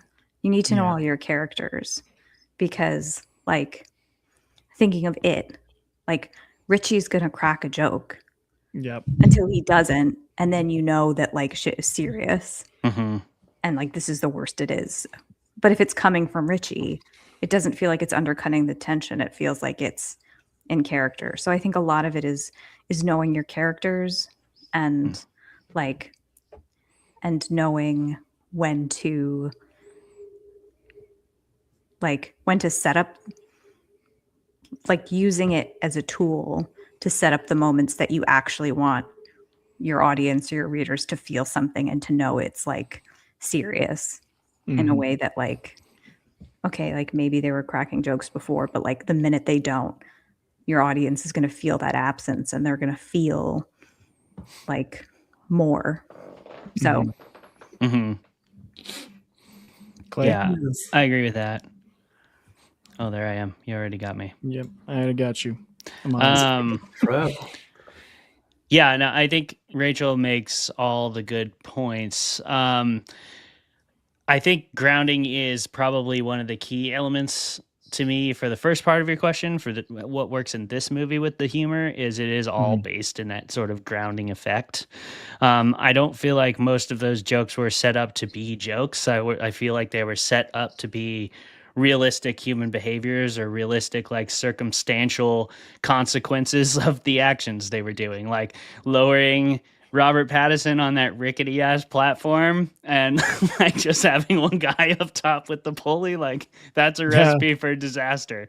And judging by how much Robert Pattison is asked to walk around and do, I'm guessing that rope hasn't been replaced for like fucking 15 years. So of course it's gonna snap, right? Under the weight of like a 6'2" dude who's like 190 pounds or 200 pounds, whatever Robert Pattison weighs. Or we haven't even mentioned the high winds blowing the shit back in his face. Right. Oh, I mean, and his scream there. And that, like that, I was about to get to something on the same lines though. The comedy it's deeper than just in the actions too. It's in the editing. Like the editing is part of the joke in both of those instances. And when he falls and he screams, he's like, ah! And then it doesn't like finish his scream, and they cut to him with seagull shit on his face. And then same thing when and literally the next time they do that in the film, he gets shit on his face again. Like it's a theme that continues to happen. He continues to get shit on like throughout the entire film. But those moments are also tied to like darker impending things that are coming. So like when he wakes up, that seagull's like literally pecking at his leg, which later it's trying to rip him out, and it's going to be doing that literally later in the movie. Seagulls will be anyway. Maybe not the same seagull, because we know what happens to that seagull when Robert Pattison finally gets a hold of it. But you've got that, and then you've got brilliant moments. I'm such a sucker for those small moments that just mean so much. They mean so much because they show that realism better than any big moment ever could. You and I talked about this the other day with acting, Travis. But one of my favorite small moments examples I can give from this movie, they're talking about the grass, right? And he like tells his dumb little joke of like, you know how you eat grass without teeth? You shove it in your mouth and you swallow it. And they're both laughing because they're hammered. And then Robert Pattinson's like, I don't know about that. And all of a sudden Willem Dafoe's pissed. And he's like, he's like, oh, you don't, do you? You know? And then it's just like, it's such a perfect, like, that's how those conversations, especially with people who are too drunk, like if you've been around those people, you know that dynamic is so freaking real. Like it can flip that quick. And that's one of the most realistic reactions I've seen of like, I mean, you see people play drunk all the time, and you can always tell when it's really hammy and really fake. But this seemed like two dudes who have actually been housing the amount of vodkas that they're shown housing on camera, and like for like that. I'm not entirely convinced that they hadn't. Like, I know that's illegal, and Eggers probably wouldn't break the rules, but I don't know they acted well enough that I'm like, maybe they just were hammered. Maybe they did it with acting. Yeah. Maybe they're just incredible actors. I am quite confident that neither of them needs inebriation to act inebriated, but that was just like, I mean, that was one of the best like drunken moments I've ever seen on camera, honestly. And I could say that like with absolute definitive surety. I have rarely seen someone portray drunk people that effectively, judging by like how many actual drunk people I've been around in my life. That was the realest, like, yeah, that's how quick it can happen. Like 1 minute we're laughing together and the next you're like, well, you fucking me, you don't believe me. And, oh my gosh, yeah. Rachel knows what I'm talking about. I think we all know a little bit. Yeah, Jeremy knows this too from being around me when I lived in CQ. I was essentially Willem Dafoe. But that's how I lost a pair of glasses. That's right. Yep. Jeremy's been punched in the face one time, and it was by me. I wasn't trying to punch Jeremy. This is his aim was just terrible. I think this is the third time this has come up on Fermented Fiction, and we will probably reference it more. Yeah. If we're talking about stupidly drunk people, then yeah, probably. This was a good example of that. It's an important story to tell. It is. It is, just like the Lighthouse. But I think that's where the humor in this movie is particularly effective, is just in that grounding element, like Rachel already pointed to. I'm nowhere near as funny as Rachel is, so I don't necessarily use a ton of humor in my writing. I do try to, but I just don't think I'm as good at it. And generally in the edits, it gets scrubbed out for more dreary, bleak stuff. And that's funny because I love satire. It's like my favorite. All my favorite movies are satires, but I just haven't really figured out how to write it myself. Perhaps one day I will. So I'm not the person to come to. You should just listen to Rachel's advice because all her books are funny and also dark and twisted. So she's good at that balance. I haven't really found it, to be completely honest. Yeah. Jeremy? Well, hey, I'm pretty sure I've said this on this show before, that like humor is just such a realistic part of life. Like it feels weird when it's absent, especially in like really tense settings like horror, drama, whatever. Like humor is just feels so real and relatable, whether it's like the characters finding things funny that actually are funny, not characters laughing at shit and you being like, what? Which, that happens plenty. Or like if they're just doing things that are so like relatable that we find them funny. And I feel like this movie lives in both of those zones very comfortably. Like it helps give like the really tense moments like a much needed emotional context, because like no one is ever in like one single emotional state for their entire life. And like if you try to make it that way, like if a serious movie is just serious beginning to end, it is so easy for that to just be an absolute slog to get through. And like to me it just you have to put things where they make sense to exist. So like like almost half the people I know try to break tension by using humor, or like that's like the easiest way for a lot of people to relate to one another in normal low stakes situations, which are most situations. But not, so like yeah.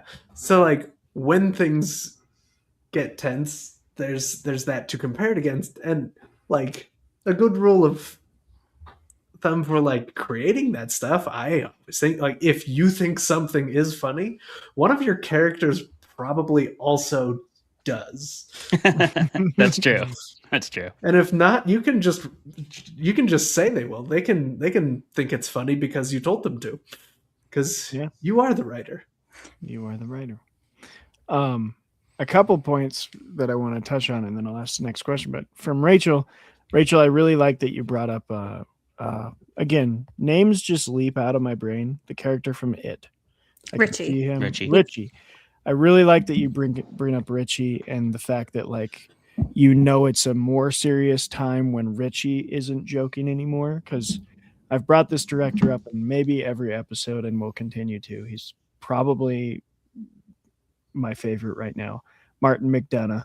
I just rewatched Three Billboards Outside Ebbing, Missouri, and he is, I think, the best at this.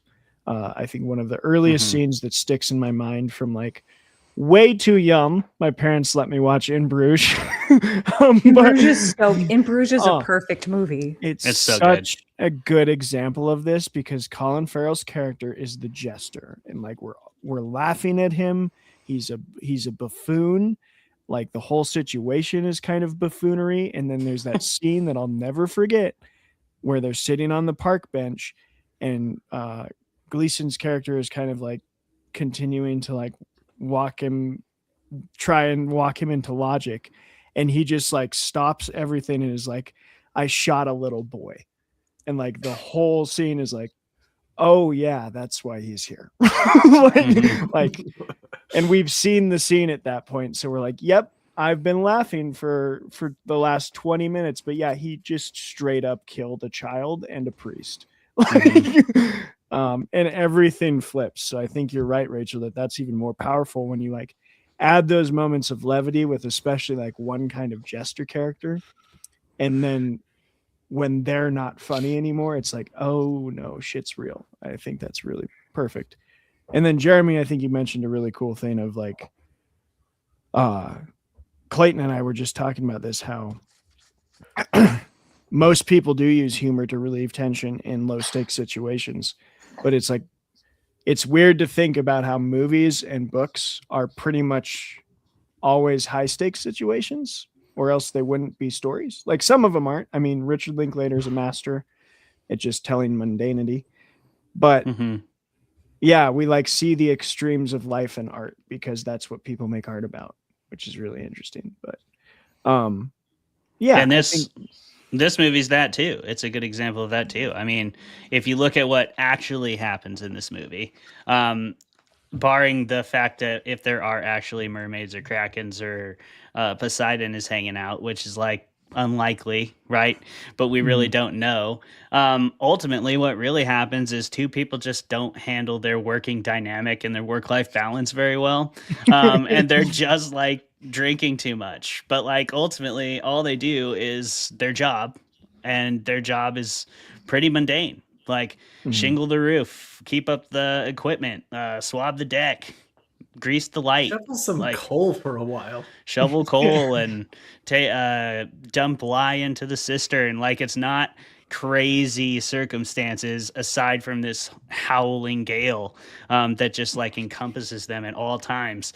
And it kind of shows like it doesn't necessarily matter what you're doing. If you're doing it under like a consistently oppressive circumstance, it's gonna wear you down no matter what it is. Yeah. And this movie is kind of a, I mean, I do think few people are better than Eggers at isolation horror, which is why I love him so much, because it's my favorite subgenre. It's what I try to write in, and it's just like, I don't know. I think he's just a master at it, like cutting the characters off from the world in every conceivable way and then seeing how they handle it. Yeah.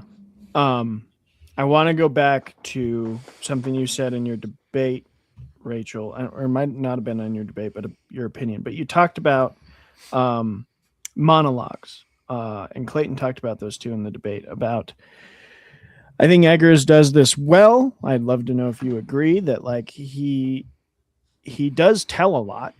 I think people often are like, "Oh, show not tell," but he tells a lot. He's big on exposition, but he does it in a way that I think you nailed it, Rachel. Is very Shakespearean. I think that was. Did I say was that play? I don't know. Someone said play. I was like, that sounds too smart for me. Well, I think it is because I'm a huge Shakespeare fan. I think he does do this. He does. Oh, it's what you said is theater. It feels kind of like really good theater. And I'd love to hear more opinions on that. And like, why did you see that dynamic, and what makes it work? Which I know is kind of a broad question, but exposition can really ruin things, but also help them a lot. Even from great filmmakers. Like I'm thinking of what's the guy's name that he made the Haunting of Hill House. Mike Flanagan. Mike Flanagan. Yeah, I think he does like this really well sometimes, and then sometimes they like drag a little bit, and there's this tricky balance of those. But yeah, what do you think makes a good monologue and makes that theater feeling work in products? I mean, I think the intimacy of this movie is what kind of makes it feel like theater, and just how contained it is. And the art, like the artistry, again, like the sound, the lighting, like all the set, those all felt, there's a certain craft to it that felt tangible. And then in terms of like what makes an effective monologue, I think like space, like empty space, and like and the tension, and also in this movie, I never knew what they were going to say next. And I think that really made things effective. And again, like, you know, we brought up the trivia of like, say that line 75% faster. Like there was just a cadence to the movie that had like a little bit of unpredictability and like the use of like pauses. There was a clip that went around a while ago of Andrew Scott. Yeah, who's doing Hamlet. Yeah, his using him pausing, changing the like entire meaning and the delivery of the line and the like emotional resonance of it. And I think it's a craft thing. I think all of the like craft elements in the film were just set up so well, and you gave space to the actors to come in. And then again, that unpredictability just adds to that. Like you're leaning, a lot of times in movies, you're kind of leaning away. It's loud, it's like action, whatever. And this movie kind of has you lean in. Which that definitely is like a theater thing. Yeah. You're kind of like towards the stage. I'm curious, when you write novels, and forgive me for not remembering, do you usually write, like, what is your person that usually take? First person. I write first person. Yeah. Yeah. Yeah. When you're like going through interior monologues, what kind of difference do you see in that versus the like expository one? I mean, it's interesting because like I also tell a lot instead of showing, even though like I write first person, so you're in their head. I think for me, because I write first person and because I'm like, I need to like get this exposition. If I can pull the reader into their head in a way that they believe the character's real, then I think they don't. My hope is they don't care that somebody who already knows these things is thinking about them in a way that is like, well, I grew up in this house and this is what happened when I was in this house. Nobody thinks like that. But like we think about like, yeah, when I lived here and this happened and this happened. So like if somebody's telling, I want my books to feel like somebody, like you're hanging out with a friend and they're telling you a story. And sometimes that person will be like, wait. So for context, like this is what happened.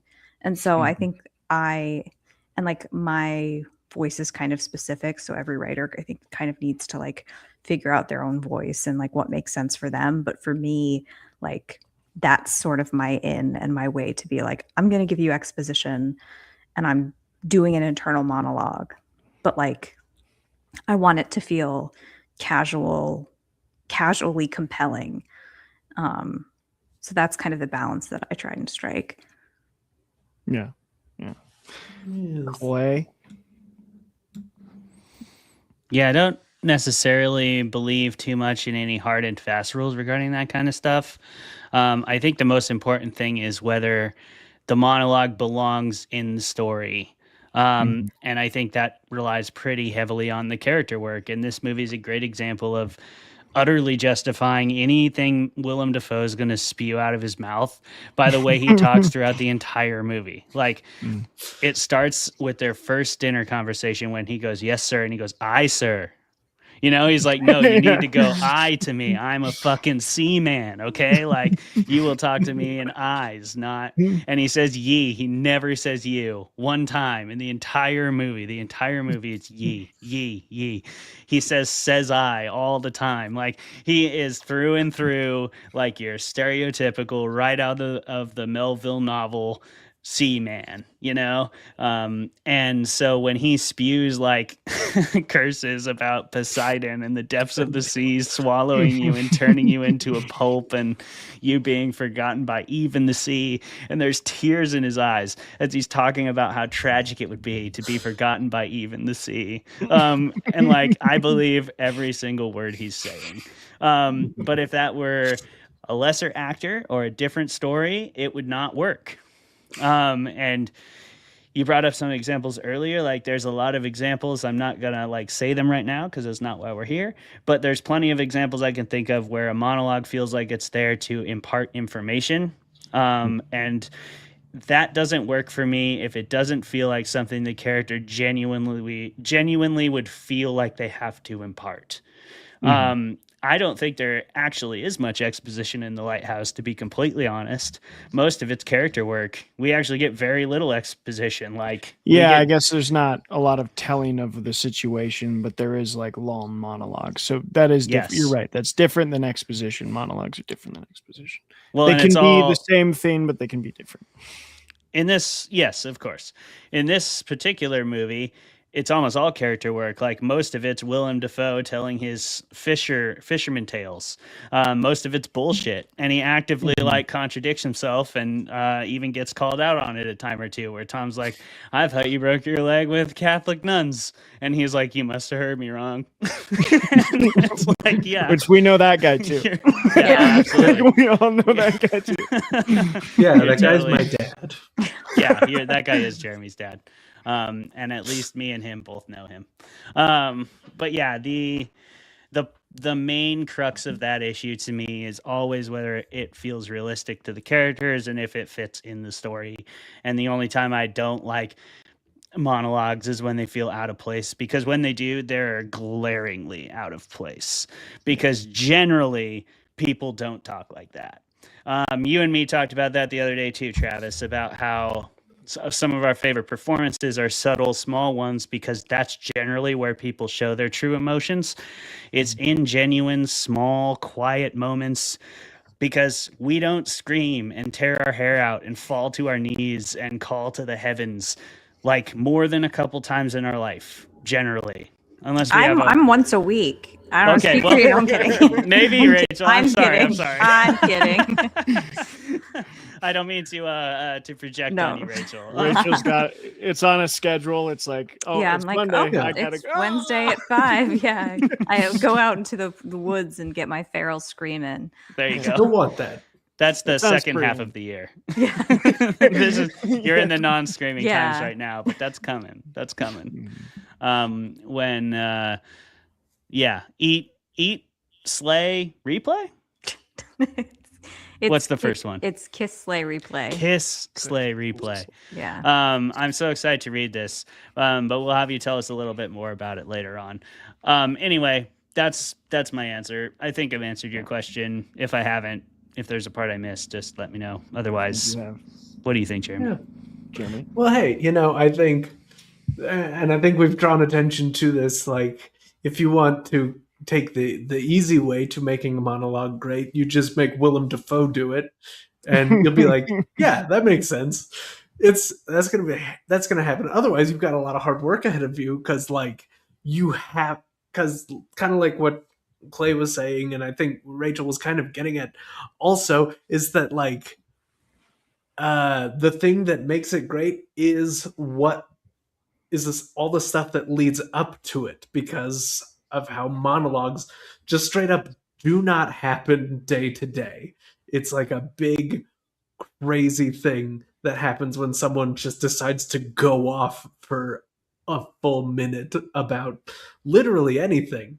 So you have to take your time to make it make sense why someone would be giving this monologue. And like here in this movie, we do realistically have that. One, you do have Willem Dafoe, which is, that's playing with the cheat codes on, but you also have like Tommy's sanity and Thomas's eccentricity living in this really like heightened but grounded sort of reality where you're just kind of hanging on every word that's coming out of these guys' mouths, because for a lot of the movie, the words are few and far between.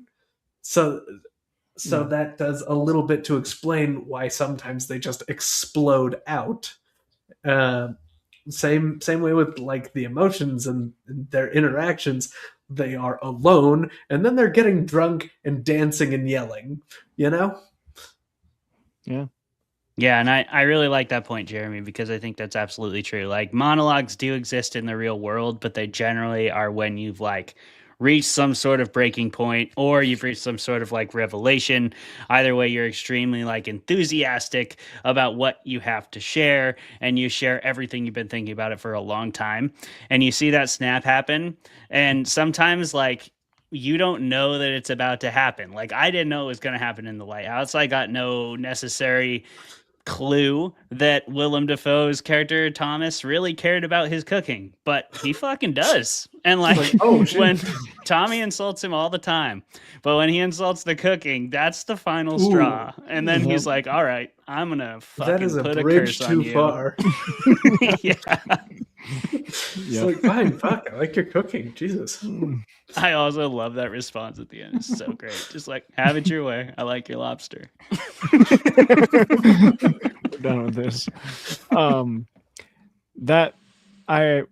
That line delivered by Robert Pattison. I want to talk about hopefully what is a fun question. Better be. Comeback stories, either in movies or if you can think of a real life one. Because I mean, let's talk a little bit about Robert. And not that he was all super popular, but I don't think Twilight is held up as a example of the best acting in cinema history. I've never heard anyone claim that. Sure. And I think they maybe would be wrong if they did. But he was a pretty boy. You know, he got Goblet of Fire.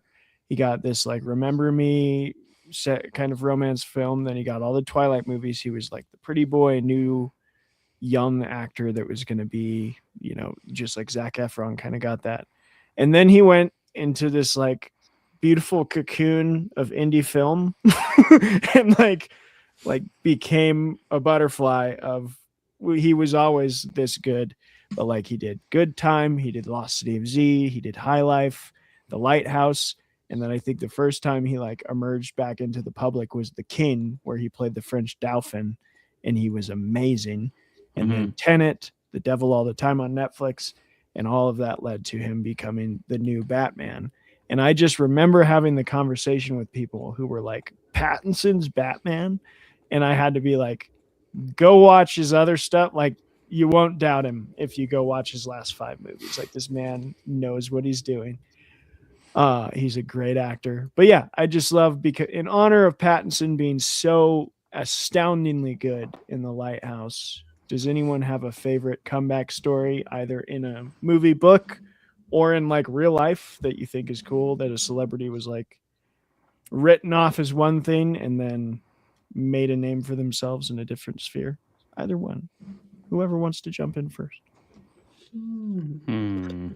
Well, I do love that, like, Paul Bettany, like, until he got the role as Jarvis in Iron Man 1, he was to the point of being, like, blacklisted in Hollywood and maybe never going to work again until he got this sort of VO role as just a snarky artificial intelligence. And I'm so glad that he did, because he is super cute and I could listen to his voice and fall asleep to it. Like, it's wonderful and incredible.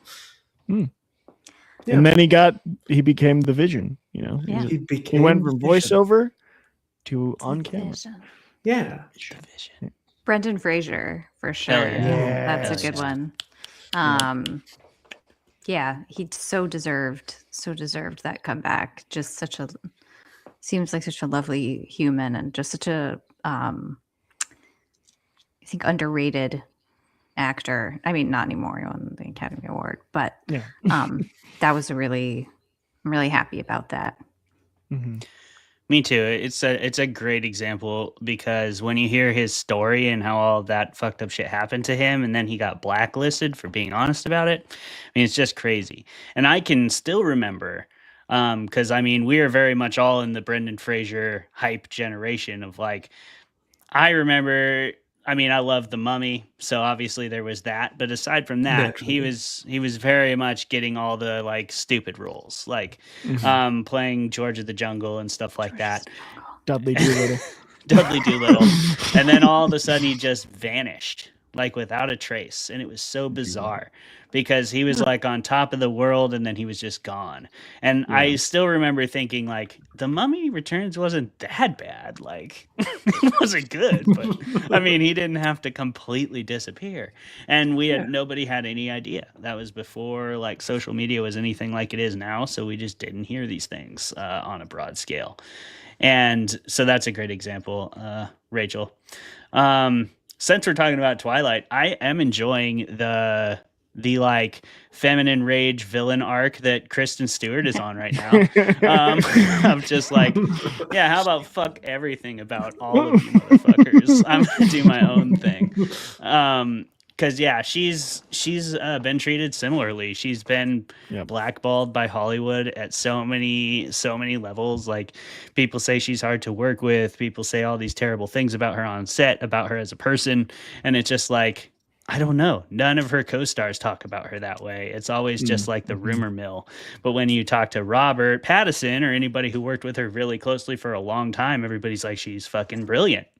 And then so now she's like creating her own movies. She's directing her own shit. She's writing and producing her own shit. And she's like, taking a really active role in including women in filmmaking on all parts of the set, which is something that I love to see because it's been far too long that's been allowed to happen. So always glad for anybody who's doing that. So I think Kristen Stewart's a great example, especially since we're already on the Twilight train. People redeeming themselves. Performance-wise, The Runaways, her turn as Joan Jett was really compelling. I was a big fan of Still Alice. She had a good role in that sad movie. Lizzie, where she played Bridget Sullivan.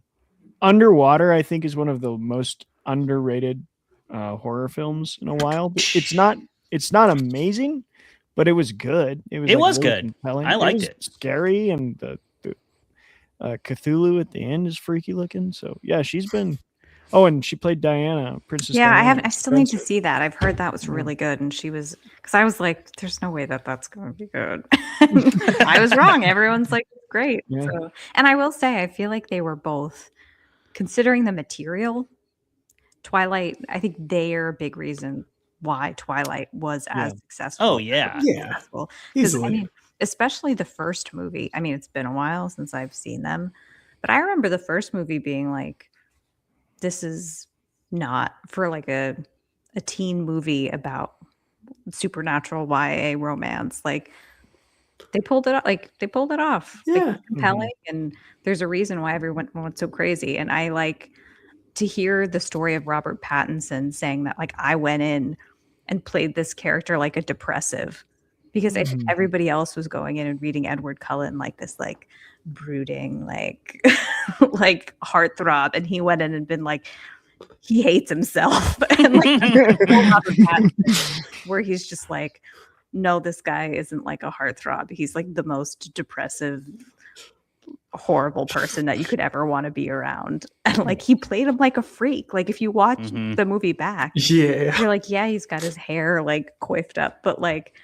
He's like every role that he plays, maybe aside from Cedric Diggory, he plays like a weird little freak. And him and Daniel Radcliffe were like the Harry Potter to freak pipeline. They were just like, oh my word, Daniel Radcliffe, and now I'm going to be a fucking weirdo for the rest of my life. Yes, Elijah Wood too. Yeah, all on the same career trajectory. Oh yeah, you can't. Those you three. Can't, they're putting the Rad in Radcliffe. I tell you what. You can't call Daniel Radcliffe's like a comeback story because he never went away, but like his indie stuff is so weird, and I love it's it. awesome. I love this story I heard about Daniel Radcliffe where he was doing a play and the paparazzi kept harassing him, so he wore the exact same outfit for like 3 months straight, so that no one could sell the photos of him because people would look at it and be like, oh, well, this is just him from that day 3 weeks ago. I can't buy this. I can't run this in the paper.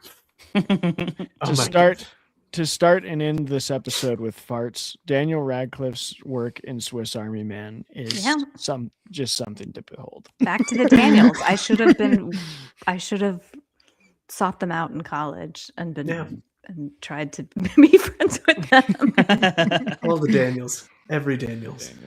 I also have to shout out quickly, since we're on that note, that movie, I Don't Belong in This World Anymore. I Don't Feel Comfortable in This World Anymore, whatever it's called, where Elijah Wood has the rat tail. And he's like, have you guys seen this movie? I've heard of it, and it has Melanie Wisniewski in it too.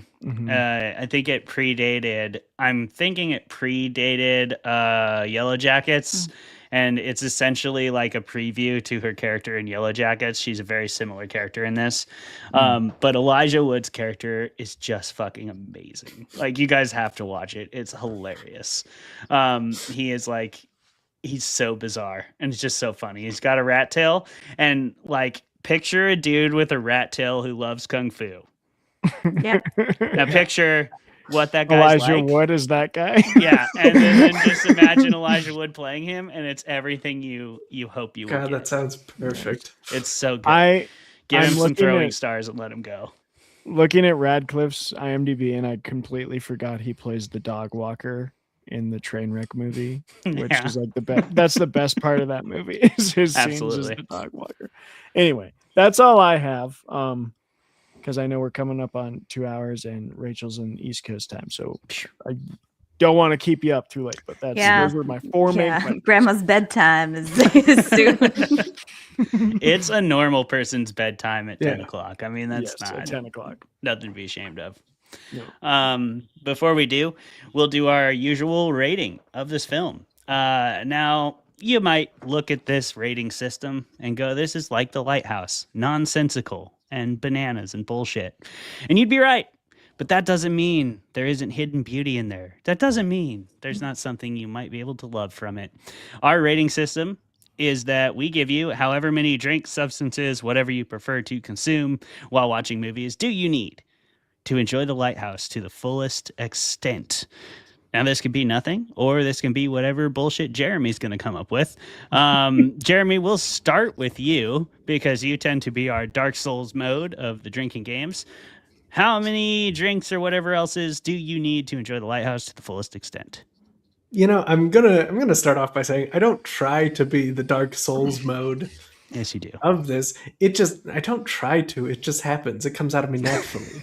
Okay, final guy. Yeah, fine. Take it Thank easy.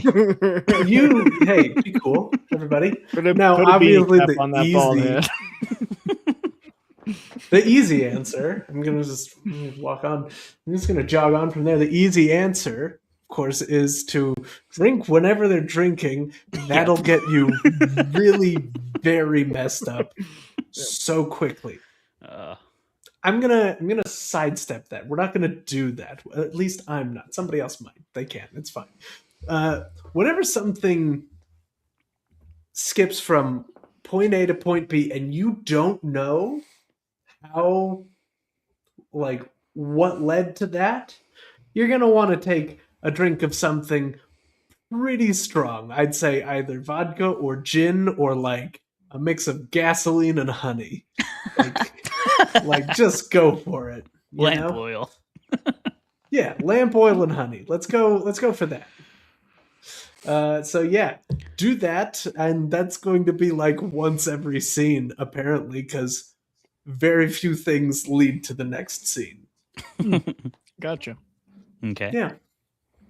What about you, Trav? Okay. You're gonna get one of those big food storage containers, the big ones, like the huge, like the big quart, several quarts guys. You're gonna fill that guy with lobster bisque. Okay. Then you're gonna pop the cork on the most bubbly drink you can think of, like a bottle of champagne or something. And you're gonna house the lobster bisque while drinking glass after glass of champagne until you're in so much pain as the movie's actually trying to cause you mentally. You're feeling that physically. Okay. And then you're just gonna gas out whoever lives with you in your house. That's what I'd say. And you will not tell them that Fermented Fiction gave you this idea. Yeah. Please Because don't. we don't want Please them coming for us. Yeah, please don't. But it'll be rough. That's pretty hardcore. I appreciate it. I would say you should go to your local automotive shop and get one of those oil pouring, whatever you would call those, one of those like oil caraffes, for lack of a better word. I'm not sure what they're actually called, but you know what I'm talking about, that he carries the lamp oil with. Fill that with a mixed drink of your choice. This can be whatever you want.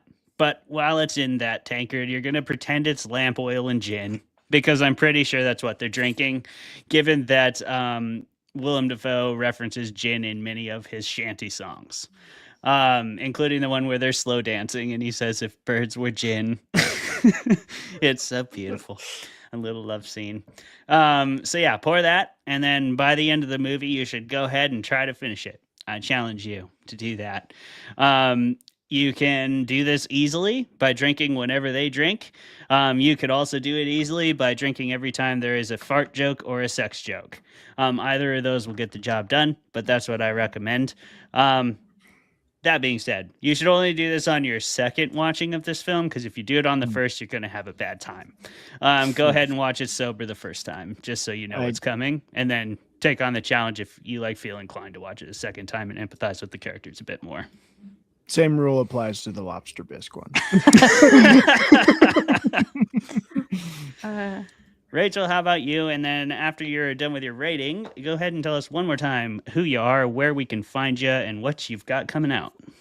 I think a hot toddy would be a good one to if you wanted to not have the worst time of your life and go lobster bisque and bubbly. Champagne. I think like a nice hot toddy on a cloudy, foggy day. Yeah, watching this movie would be a real vibe.